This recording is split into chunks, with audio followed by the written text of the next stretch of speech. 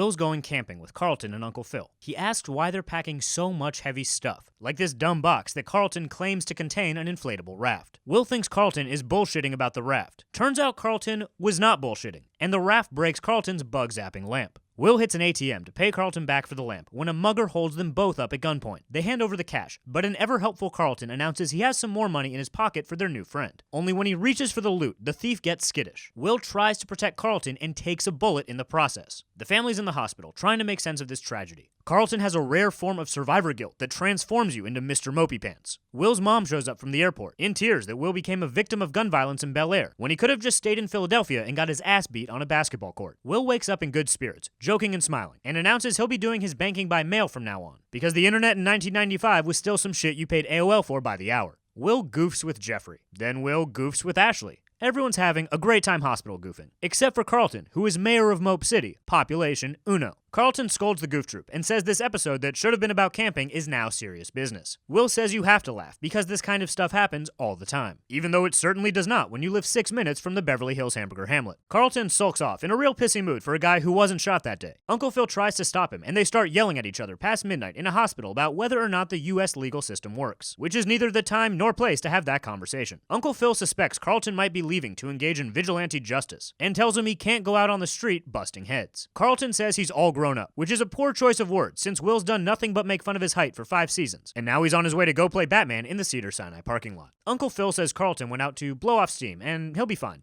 Everybody leaves Will alone with Lisa. Will asks Lisa if she's heard the joke about the black dude who got shot at the ATM and is trying to get freaky with his girl in a hospital room. Lisa tells Will to stop trying to entertain, and Will finally gets serious. Seriously bummed he's not about to get freaky in this hospital room. Carlton returns the next day, still upset that his jacket is yellow, and says he is forever in Will's debt. Carlton adds him and Uncle Phil aren't seeing eye to eye right now, because this incident has sent him into a full tailspin where he thinks everything Uncle Phil has ever told him is a lie. Carlton spent his whole life believing in law and order, but now that he's learned about guns and robbers, the rules have changed. Carlton tells the guy who was shot that he's sick of being a victim and is going to start making his own rules. Will wants a hug, presumably to get Carlton to stop nannering. And when Carlton goes in for the real thing, Will feels a gun. Will asks Carlton what he's going to do with the gun. Carlton says he keeps that motherfucking thing on him for protection. Then Carlton flips Will's breakfast in the air in a passionate fit of rage, depriving his injured relative of vital foods and liquids for his recovery. Will says he understands that Carlton is scared and angry, but he needs to find a way to deal with it that doesn't involve firearms or throwing scrambled eggs in the air. Will demands Carlton give him the gun because he saved his life, and Carlton owes him. Carlton hands over the heater, and Will breaks down in tears that he doesn't have any breakfast. So what did we learn today?